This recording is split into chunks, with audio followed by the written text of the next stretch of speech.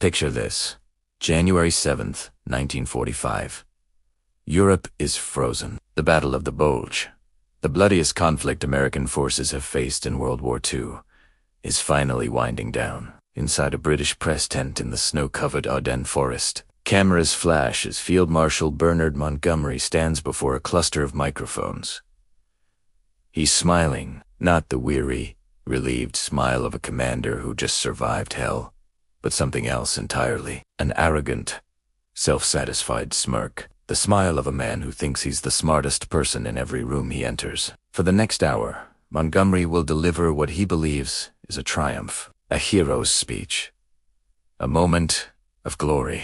But 300 miles away, in Supreme Allied headquarters, General Dwight D. Eisenhower sits, reading the transcript of that very press conference. His hands are trembling, not with fear, with rage. A cold, calculated fury that those who know him have rarely seen. For 3 long years, Eisenhower has been the peacemaker, the diplomat in uniform, the man who keeps the fractious Allied coalition from tearing itself apart. He has swallowed insults, tolerated condescension, absorbed criticism, all for the sake of the mission. But today, something has broken. Today, Bernard Montgomery has crossed a line he didn't even know existed, and in crossing it, he has unknowingly signed his own professional death warrant. Within hours, Eisenhower will draft a letter that amounts to a nuclear option. It's him or me. Choose. This is the story of how the most famous British general of World War II pushed America's supreme commander too far, and how a single press conference nearly destroyed the Western Alliance. This is the story of ego versus mission, brilliance versus wisdom, and the moment when Dwight Eisenhower said enough. Welcome to the most dangerous power struggle of World War II. To understand why Montgomery's press conference was catastrophic, we need to understand the relationship between these two men and the armies they represented. This was never a marriage of love. It was a marriage of necessity, a shotgun wedding forced by Hitler's aggression. On one side, Dwight David Eisenhower, Ike, to his friends. A man whose military genius lay not in battlefield tactics, but in something far more valuable and far more rare: the ability to hold a massive, ego-driven coalition together. Eisenhower viewed war as the ultimate team sport. His weapons were compromised, diplomacy, and an almost supernatural ability to make people work together who despised each other. He was a politician in uniform, and that's not an insult. In a coalition war, politics matter as much as bullets. On the other side, Bernard Law Montgomery. Monty too, the British public who adored him. The hero of El Alamein, where he defeated Rommel and turned the tide in North Africa. Brilliant, methodical, utterly convinced of his own superiority. Montgomery suffered from a narcissism so profound that even his admirers found it baffling. Where Eisenhower saw a team, Montgomery saw a solo performance with himself as the star and everyone else as supporting cast. Where Eisenhower built consensus, Montgomery demanded obedience. He openly regarded the American Supreme Commander as a strategic amateur, a nice fellow who should stick to logistics and let the real soldiers handle the fighting. For months, the tension had been building. Montgomery repeatedly demanded total command of all ground forces, essentially asking Eisenhower to demote himself. He sent letters to London, describing American commanders as He made no secret of his contempt for Eisenhower's broad front strategy, believing his own narrow-thrust approach was obviously superior. Washington hated him. American generals loathed him. Winston Churchill constantly had to intervene to save Montgomery from being fired. But Eisenhower protected him, believing that Montgomery's tactical skill was worth the diplomatic headache. There was an unspoken deal. America provided the steel, the men, the industrial might. Britain provided the experience, the tactical know-how earned through years of fighting, the student learning from the master. But by late 1944, something fundamental had shifted. The balance of power had changed. America was now providing 80% of the soldiers, 90% of the equipment, almost all the oil. The student had become the master, and the master refused to accept it. Inside his mobile tactical headquarters in the frozen December of 1944, Bernard Montgomery lived in a reality of his own creation. He truly believed he was the only man capable of winning the war. Every morning, he studied the maps of the Western Front and saw American incompetence everywhere. General Omar Bradley's forces spread too thin. George Patton's aggression as reckless gambling. The chaos, in Monty's mind, was the direct result of Eisenhower's flawed strategy. He sat in his trailer, surrounded by portraits of enemy generals he'd defeated, drinking his customary tea, convinced that destiny was calling him to take over all command. He wrote letters to his superiors claiming the Americans were useless without British guidance. He complained. He demanded, Loviet? Here's the critical thing to understand. Montgomery wasn't doing this out of malice. He was doing it out of genuine, blinding conviction that he was right. He believed he was indispensable. He thought the Americans needed him so desperately that they would tolerate any insult, any demand, just to keep him on the battlefield. He assumed Eisenhower was too weak, too political, to ever actually fire him. It was hubris of the highest order. Montgomery forgot the most basic rule of military service. Even the greatest general is ultimately just a soldier, and every soldier answers to someone. He didn't see the knife hanging above his head. He was too busy admiring his own reflection to notice the executioner sharpening the blade. The crisis that triggered the final explosion began on December 16, 1944. In the frozen Ardennes forest, the Germans launched their last great offensive of the war. Hitler had gambled everything on a massive surprise attack, designed to split the Allied armies, capture the vital port of Antwerp, and force a negotiated peace. The attack smashed into American lines with devastating force. 3 German armies, 250,000 men, supported by tanks and artillery, created a massive bulge in the Allied front. The offensive physically separated General Omar Bradley's headquarters in Luxembourg from 2 of his armies, the 1st and 9th, now fighting desperately in the north. Communications were severed. Chaos reigned. American units were surrounded, cut off, fighting for survival in brutal winter conditions. Eisenhower faced an agonizing decision. He looked at the map and saw the brutal truth. Bradley, isolated in the south, could not effectively command forces fighting in the north. The simple geometry of the battlefield made it impossible. Swallowing his pride and knowing the political firestorm it would create, Eisenhower made the call. He temporarily transferred command of those northern forces, 200,000 American soldiers, to Montgomery. It was purely pragmatic, a military necessity to ensure unity of command during a crisis. Someone had to coordinate the northern defense, and Montgomery's headquarters was simply closer. For Omar Bradley, this felt like public humiliation. Giving up his men to his British rival, even temporarily, felt like a demotion. For George Patton, it was betrayal. American generals were furious, but they obeyed. They expected Montgomery to act as a caretaker, a temporary steward who would respect the American chain of command and work cooperatively until the crisis passed. They expected professionalism. Instead, they got a masterclass in condescension. Montgomery did not arrive at American headquarters quietly. He swept in like a feudal lord inspecting a peasant village. He strode into the operations room of the U.S. First Army and refused to even look the exhausted American officers in the eye. He immediately dismissed their defensive plans. He reorganized their positions. He halted their He lectured seasoned combat veterans as if they were cadets who'd failed their first exam. "I shall tidy up this mess," he reportedly announced, for words that would burn into the souls of every American officer present. He refused to travel to meet Bradley, forcing the American commander to come to him like a subordinate reporting to a superior. When they finally met, Montgomery was patronizing, lecturing Bradley on basic tactics, while the American general sat grinding his teeth in silent fury. The atmosphere in Allied headquarters turned toxic. American officers began openly discussing whether they'd rather fight Germans or British. The resentment was palpable, poisonous. But Montgomery was oblivious. He mistook their silence for agreement. He interpreted their professional discipline as submission. He actually believed they were grateful for his intervention. Here's the thing. Montgomery did stabilize the northern front. That's undeniable. His reorganization was tactically sound. He consolidated defensive positions, created reserves, and prepared for coordinated counterattack. From a purely military perspective, he did his job. But in doing so, he destroyed the last shreds of goodwill he had with his American allies. He was winning the tactical battle while losing the political war. He was succeeding on the map while alienating everyone in the headquarters. And then he decided to brag about it to the world. January 7th, 1945.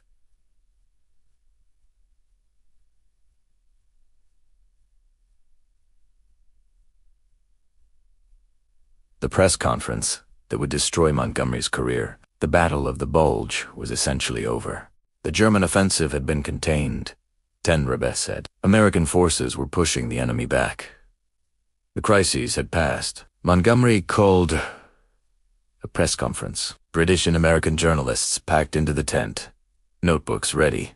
Cameras flashing. This was supposed to be a moment of Allied unity, praising the cooperation between British and American forces. Instead, Montgomery delivered a speech that bordered on fantasy. He described the battle as one of the most interesting and tricky I have ever handled. Interesting. Tricky. As if it were a challenging puzzle rather than a desperate struggle where 19,000 Americans died in the snow. He barely mentioned the heroic defense of Bastogne, where the 101st Airborne held out against overwhelming odds. He ignored Patton's brutal drive from the south, pushing his Third Army through blizzards to relieve the besieged town. He gave minimal credit to the American commanders who'd fought with everything they had. Instead, Montgomery painted a picture where confused, overwhelmed Americans were rescued by British tactical genius. By him. I employed the whole available power of the British group of armies, he said. I put it into the fight with a bang. The word appeared over and over. Not we. Not the Allies. The British press, hungry for good news after years of war, ate it up. The headlines in London screamed, "Monty saves the Yanks. Montgomery's masterpiece. British general rescues American army." It was a propaganda disaster. When news of the press conference reached American headquarters, the reaction was volcanic. General Omar Bradley told Eisenhower he would resign rather than ever serve under Montgomery again. Georges Patton, never one for diplomatic restraint, demanded to be let loose on the British. The entire American command structure was in open revolt. These men had bled for every frozen inch of the Ardennes. They had watched their soldiers die in the snow. They had fought with courage and determination against a desperate enemy. And now this British Field Marshal was claiming their sacrifice as his personal tactical exercise, his moment of glory. The illusion of Allied unity shattered like glass. The scene in Eisenhower's office was quiet. No shouting, no throwing of objects. Just the measured scratching of a pen on paper. Eisenhower sat at his desk, his face carved from stone. For 3 years, he'd played the diplomat. He'd been the reasonable one, the man who smoothed over conflicts, who found compromises, who kept the alliance functioning despite the egos and the rivalries. He was done. He pulled out a sheet of paper and began drafting a cable to General George Marshall, Army Chief of Staff in Washington. The words were cold, precise, and absolutely final. He detailed the breakdown of trust between commands. He explained how Montgomery's behavior had made the current command structure unworkable. He described the revolt among American generals, and then he wrote the sentence that would change history. If Montgomery's attitude does not change, or if he is not removed from command, I will resign as Supreme Commander. Read that again. The Supreme Commander of all Allied forces in Europe, the man coordinating the invasion that would defeat Nazi Germany, was threatening to quit. The equation was brutally simple. It's him or me. Choose. This wasn't a bluff. This wasn't a negotiating tactic. Eisenhower was offering the combined chiefs of staff a stark choice. Keep the Supreme Commander who'd successfully invaded Normandy and liberated France, or keep a difficult field marshal who couldn't work with allies. He showed the draft to Major General Freddie de Guingand, Montgomery's chief of staff, who happened to be visiting headquarters. When de Guingand read those words, the blood drained from his face. He understood immediately. This wasn't about hurt feelings or wounded pride. This was about the survival of the Western Alliance. If Eisenhower resigned, the political firestorm would be catastrophic. The coalition might not survive it. And Montgomery would be finished.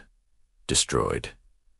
The man who broke the alliance would never command again. De Guingand looked at Eisenhower and realized the terrifying truth. The Supreme Commander wasn't asking for an apology. He was preparing to fire the most famous general in the British Empire.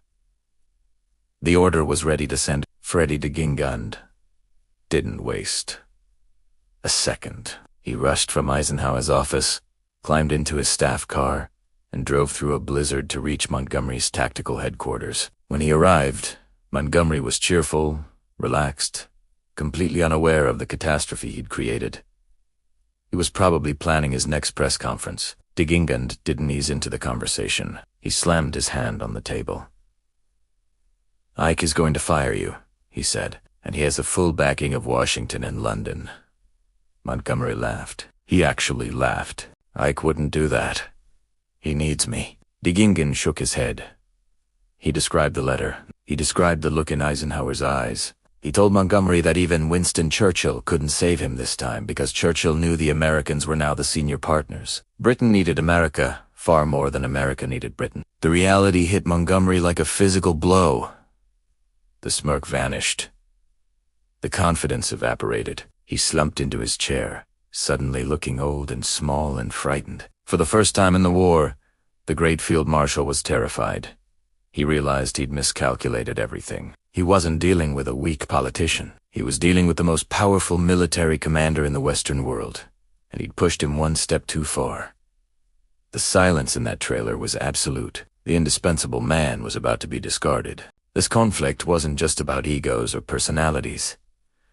It was about the tectonic plates of global power shifting beneath everyone's feet. In 1942, when America entered the war, Britain was clearly the senior partner. Britain had the experience, the tested generals, the battle-hardened troops. America was the arsenal, providing equipment and eager but inexperienced soldiers.